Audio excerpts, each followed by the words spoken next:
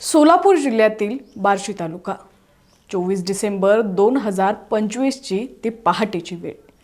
Police ठाण्यात फोनची घंटा वाजते आणि एका अशा गुन्ह्याची उकल होते ज्यानं माणुसकीला काळीमा फासला।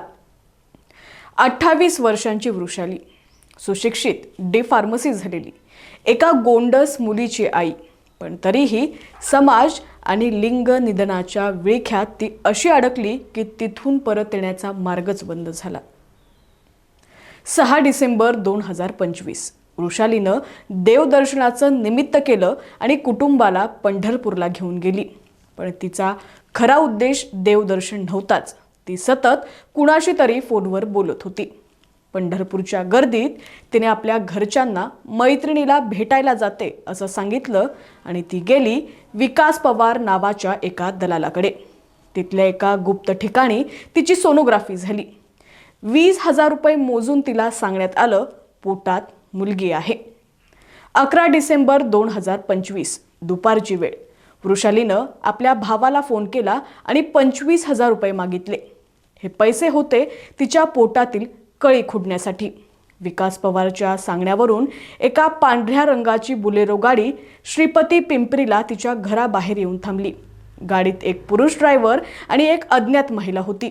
त्या महिलेने वृषालीला गर्भपाताच्या गोळ्या दिल्या आणि तिथून निघून गेली। तिच्या वडिलांनी सांगितलं की आम्ही शेतातून परत आलो तर वृषाली गादीवर निपचित पडली होती। तिला खूप त्रास होत होता। तिने रडत रडत सगळं सांगितले। त्या विकास पवारने काय केलं, त्या महिलेनं काय दिलं, आम्हाला वाटलं ती ठीक होईल। पण 14 डिसेंबरची सकाळ वृषालीला चक्कर आली आणि ती कोसळली। बार्शीच्या जगदाळे मामा हॉस्पिटलमध्ये तिला नेण्यात आलं, पण उशीर झाला होता। डॉक्टरांनी तिला मृत घोषित केलं। वैद्यकीय तपासणीत स्पष्ट झालं की हा अनसेफ अबॉर्शनचा प्रकार होता। रक्ताच्या कमतरतेमुळे आणि अयोग्य पद्धतीमुळे वृषालीचा मृत्यू झाला होता।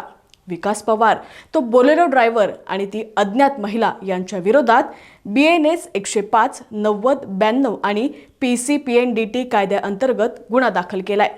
एक कळी उमलण्यापूर्वीच खुडली गेली आणि सोबत एका मातेचाही बळी गेला। विकासाच्या नावाखाली चालणाऱ्या या काळोख्या व्यवसायाचा बळी ठरलेली वृषाली आज आपल्यात नाहीये। पण प्रश्न हाच उरतो, अजून किती वृषाली या लिंग निधनाच्या बळी पडणार आहेत? अधिकच्या अपडेटसाठी पाहत रहा HPN मराठी न्यूज।